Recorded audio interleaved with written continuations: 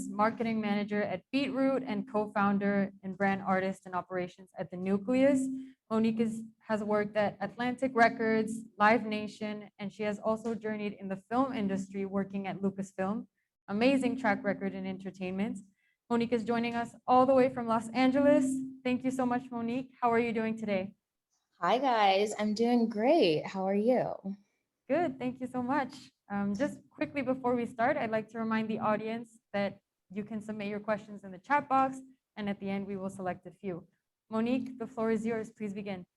Thanks. Let me share my screen with you all so that you can see my amazing presentation that I made for you guys. Okay. Looking forward to it.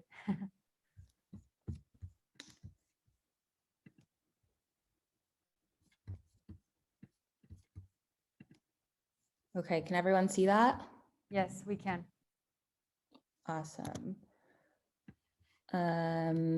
Is it widescreen? No. No. Okay, hold on. Let's see. Okay, so basically today we're going to be talking about how I was able to navigate in an industry that was always changing and always transitioning. Obviously, my name is Monique Williams. Just to give you guys a little background on me, I am from Los Angeles, born and raised. I also went to school in Los Angeles, so I went to Loyola Marymount University.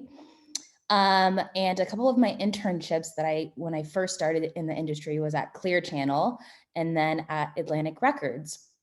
So through these past 20 years, the music industry has really gone into some extreme transitions. And working in an industry that's constantly reinventing itself poses some challenges and some benefits. So let's go through my experience just to kind of reiterate. My first internship was at Atlantic, where I was then an A&R assistant. I was also moved up to Warner Music Group as an A&R assistant. I made my way to ICM Partners in the concerts department, and then to Beatroot Music as a marketing manager, where I am now. Okay, so before we really dive into more of my work experience, even during childhood, growing up as a millennial, we saw a lot of transitions in the music industry. So, technical difficulties. So basically, hold on, hopefully you guys remember what CDs were. I know I'm not that old, so hopefully we all remember CDs. Basically, in the early 2000s, the main source of purchasing music was record stores, which at the time was the popular Tower Records. People would download music and burn them onto CDs. And then we kind of transitioned into purchasing music on the Apple Music Store and uploading it onto our iPods. So we saw a lot of transitions during the early 2000s. So I kind of wanted to start there. I do have a quick trivia question for you guys. And I know that they said that you're going to go over the questions at the end, but if you know this, I'm going to give you a few clues and I want to see if anyone could guess this. So it's a device that's smaller than the iPod Nano. The music is played for 1 minute and it was popular in the early 2000s. So the answer is going to be on the next slide, but if anyone knows what this is, put it in the chat box, and anyone who gets it right, I'll be able to send you guys some free merch from either the company I work for or one of my clients. And I'll do a little 3-second wait. So it's hit clips. If anyone remembers hit clips, it was all the rage in the early 2000s. Basically, it was a digital audio player that played 1 minute clips of pop songs, and you had little interchangeable discs. So a fun little tidbit. But anyways, like I was saying, in the early 2000s, the main source of purchasing music was through these record stores like Tower Records. And then those were bought out by these box stores, basically Walmart, Target. So you were able to purchase music at your everyday store. We also saw record labels during this time fighting platforms that allowed file sharing, which aided in the illegal downloading of music. So during this time, even though all of this was happening, record labels were still able to hold onto the market during this transition with a tight grip. They were losing money, but they were finally able to shut down apps like Napster and LimeWire in 2001 and LimeWire in 2010. So when I entered the industry in 2012, the power players of the industry were still the major three record labels and radio. Just a fun fact for you guys that happened a little before in 2005, the New York Attorney General launched a crackdown on the music industry payola, and they successfully convinced two of the major record labels to admit that they were involved for a pay-for-play practice. So basically, if you wanted to have any power in the industry during these times, you worked at a major record label or you worked at radio. So in 2012, when I first entered the industry, I decided to go into radio. My first internship was at Clear Channel, which a lot of you guys know today as iHeartMedia. They kind of rebranded their name. A lot of people had no idea what Clear Channel is, and now iHeartMedia is a household name. So I was able to intern for Clear Channel, and I worked with Coast Radio and My FM Radio. Basically, it was a lot of getting ready for promotional events, making sure we had prizes and giveaways. So it was definitely a cool, fun first internship into the industry. And I did that when I was in high school too. My second internship was working at Atlantic Records, where I had two executives really take me under their wing. The first was the director of worldwide urban A&R. Her name was Latoya Lee. And the second was the director of worldwide pop A&R, and his name was Eitan Ben-Horon. So they were able to really groom me and bring me into projects that they needed assistance on, which for you guys that don't know, Atlantic is owned by Warner Music Group. So we were really in the same building, which is how I kind of transitioned from Atlantic to more of Warner Music stuff. So these are a couple of projects that I was able to work on during that time. Latoya was the head A&R on Trey Songz's project, Trigga. So I was able to work with him and help Latoya find songwriters and producers that were able to kind of build off the theme that we were going for the album and have them create songs in order to present them to Trey to see if he liked them for his album.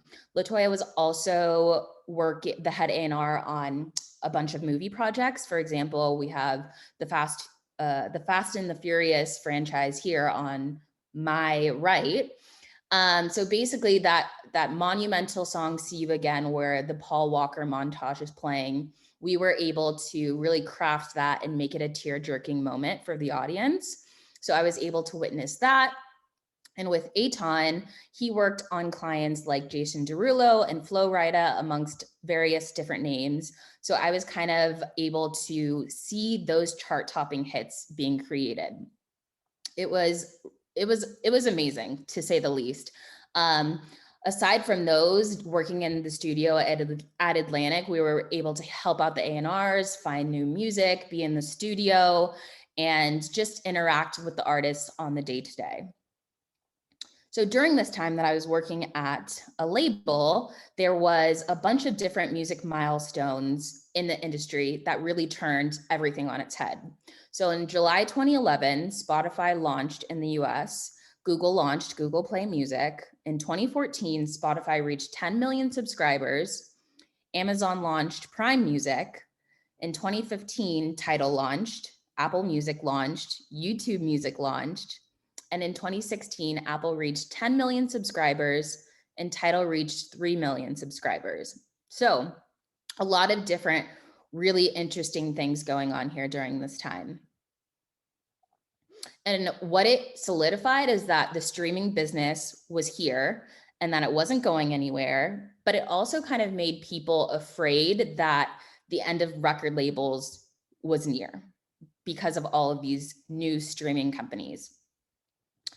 And because of this, because of all of these new streaming companies and the decline of record sales, recording artists really began to rely heavily on live performances and merchandise for their income, which made them depend on promoters like Live Nation, and ICM Partners, their talent agency also. And I did take that in, sorry, I moved too fast. I did take that into account when I decided to make my next move in my career. So I graduated college in 2016 and I got my first job at Live Nation and then quickly moved on to ICM Partners. ICM being a talent agency, you got to see more of the side of the artist instead of the music promoter, and working closely with them was something I always wanted to do. So at ICM Partners, I got to work on awesome tours, just to name a few: A Boogie with the Hoodies, US and European tour, Kodak Black's Project Baby tour, which is one of the very few tours he's been able to actually complete. The Endless Summer tour with G-Eazy and our client YBN Namir, we had him on there. And this is our hip hop stuff, but of course I had to give you guys a taste of the R&B tours that we worked on. I was able to help with the Sweet Sexy Savage tour, SZA's Control tour, and Eric Bellinger's Easy Call tour. So a lot of really exciting stuff there. And for those who don't know, the touring industry life is very crazy. You work 8 to 10 hour days. You, after those days, you go to shows at night and you work festivals on the weekends. So it was definitely a very fast paced and exciting time in my life. And I recommend that experience to everyone. So moving on, the age of indie. Basically, during this time, there was a boom in independent distribution companies. As you can see, this is a chart from 2017, where independent distribution companies made up a 12.9% market share of revenue for the music entertainment industry. And you can only imagine what that looks like now. There's more distribution companies popping up and more artists are going independent than sticking with a major label. And a lot of you are probably asking, oh, before we do that, so a couple more music milestones that I want to mention before we move into distribution is that during all this time while I was working in touring, Apple Music reached 50 million subscribers, YouTube Music reached 15 million subscribers, Apple closed down iTunes, and Amazon Music reached 32 million subscribers. This all happened in 2019. So again, reiterating that streaming business is dominant, it's here to stay, and that everyone needs to really get on board in order to find longevity in this business. So what is distribution? So distribution, the word music distribution has been around for a while, but the core of what it is has definitely changed. So in the simplest terms that I could put it, music distribution used to be taking the music and selling the records in a store. Now it is servicing that music to put them on digital streaming platforms.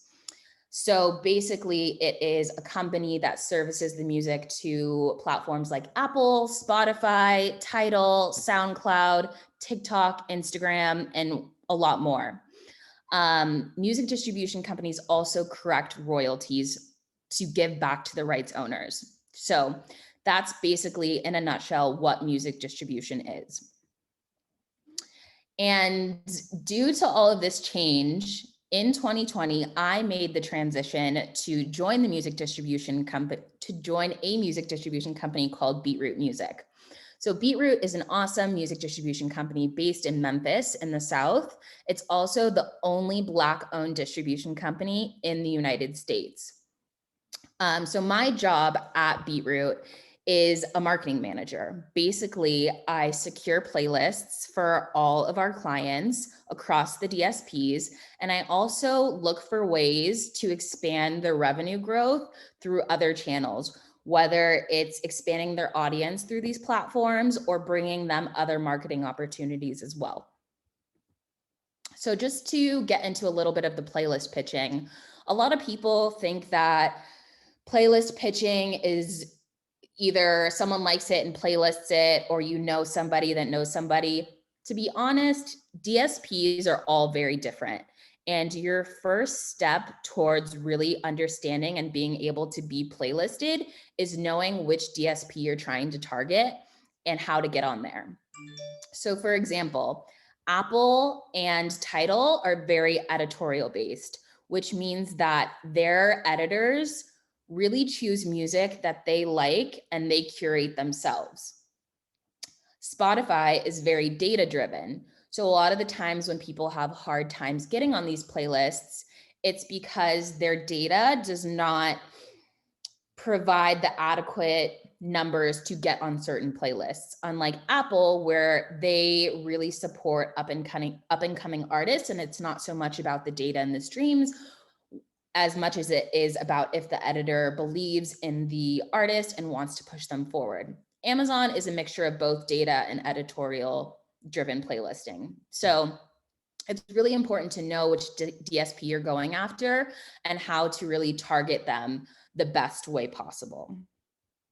A couple other things that as a marketing manager we do for our clients is we send out best practices. So each DSP has their own best practice handbook basically, and it's how to use their platform in a way to maximize your audience. So we want to make sure that you're using the new features, like I suggest in the second bullet point, using the new features, but also using them correctly. I also introduce my clients to the new features.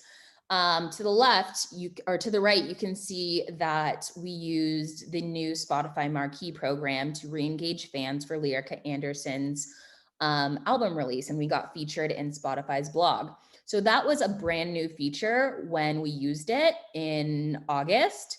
And we were able to research, learn how to really use this new tool to maximize the rollout and the promotion.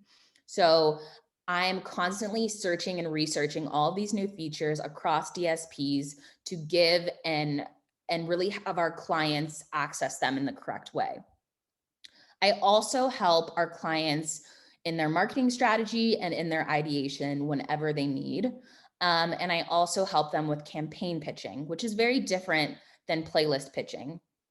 Campaign pitching basically is things like Apple Music's Up Next, or Vivo's Discover campaign, or SoundCloud's Fresh Faces campaign. So basically, it's just different campaigns that I can pitch our artists to, that these platforms have in order to maximize exposure for artists and maximize market share for themselves. And in this climate, there's a lot of executives in the industry that like to diversify their income stream. So it's not uncommon for people to have their hands in different pots. So for example, I'm also the co-founder of the Nucleus, which is a creative consulting agency. We manage artists, and we also creatively consult on numerous projects across the industry. So a couple key moments that have really happened recently for our clients that I'm really excited about and I want to share with you guys. Our client Pell was featured in a Reebok campaign. He just launched his album, his collective album called Global Warming. That has done really amazing, but Reebok loved it and wanted to get involved. So they did this awesome campaign where he's wearing their shoes and promoted it as well. Our client Ohana Bam was featured in BET's Fresh Face Friday, and he got his music video released and promoted through their campaign. And our client Durand was the #1 album on Apple Music. So all of our clients have been doing amazing. We also do creative consulting and marketing here and there. We also do digital media consult strategy, deal negotiating, brand partnership consulting. I think it's super important in an industry who clearly during the COVID time, you really don't know what industries are going to be taking a hit. So it's important to have your hand in different things and really make an impact in various outlets. You don't always just need to have a 9 to 5. I think it's important to do a little bit of everything and really find out what you like and what you don't like. So the future of music, where are we gearing towards? A lot of people are worried about post-COVID touring right now. So there is kind of mumblings that they're going to do smaller venues. There's mumblings that they're going to have, I don't know if anyone's been to the Hollywood Bowl, but they're basically like little pockets where a table of 4 can be enclosed and you watch the show that way. People are thinking about doing it that way. But for sure, we know that post-COVID touring is not going to go back to the way that it was for a while. So really starting to think about what that's going to look like in the next couple of years. NFTs is another thing a lot of people in music are basically talking about. NFTs is called, it's a hopefully I'm not saying this wrong, non-fungible token, which is basically a digital asset that represents tangible or intangible items. So they just announced, I think 2 days ago, that the Kings of Leon is releasing an album as an NFT. A couple other facts is that Linkin Park's Mike Sharonda recently just sold a piece of digital artwork as an NFT for $30,000. And that Grimes has actually made a killing selling NFTs and has made roughly like $6 million. So I am just learning a lot about this, and I think it's a new avenue for people to really research, but it is up and coming in music, and I encourage you all to look into it. Also, fan-powered royalties. SoundCloud just came out with this thing where basically, instead of paying artists royalties like a normal payout, basically each listener's subscription or advertising revenue is going to be distributed among the artists that they follow instead of the pooled listens. So definitely look into that also. I kind of just want to push you guys and encourage you guys to look towards the future of the music industry and not get so stuck into what's popular now. And kind of just think forward. How do you want to make an impact in the music industry? And how can you stay consistent and fresh? So that is it for me. If there's any questions, I'd be happy to take them.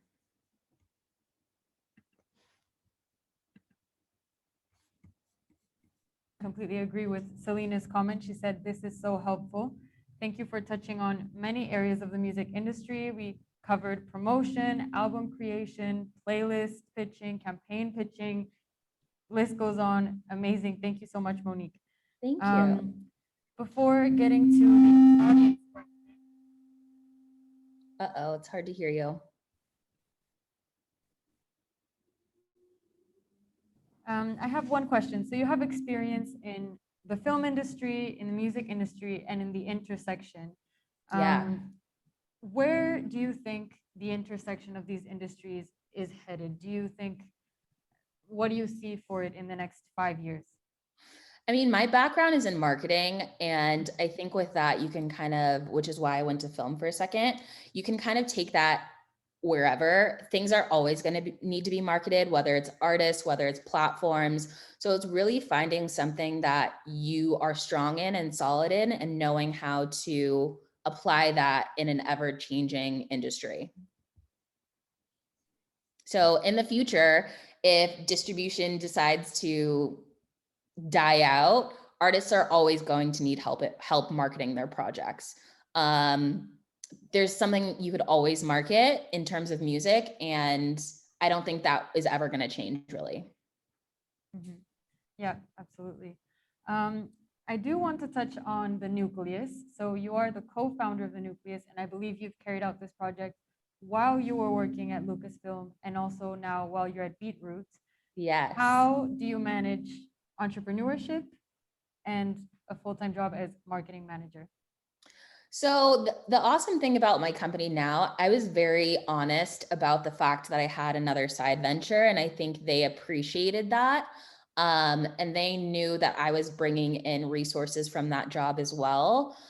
So it was having clear and concise understanding of different things that are going on, being transparent, but I also have an amazing team of women that also run the Nucleus with me. And the great thing about us is that when one person is having a busy week or moment or month, there's other women that are able to pick up the slack. And we all have different jobs outside of our management company and our consulting company. And we know that in order to create a successful business, we're going to have to help each other here and there. So it's definitely teamwork. I couldn't really do it without them at all. Thank you so much. I think we have a question from the audience. Juan, let me invite my colleague Juan Bril to ask it, please.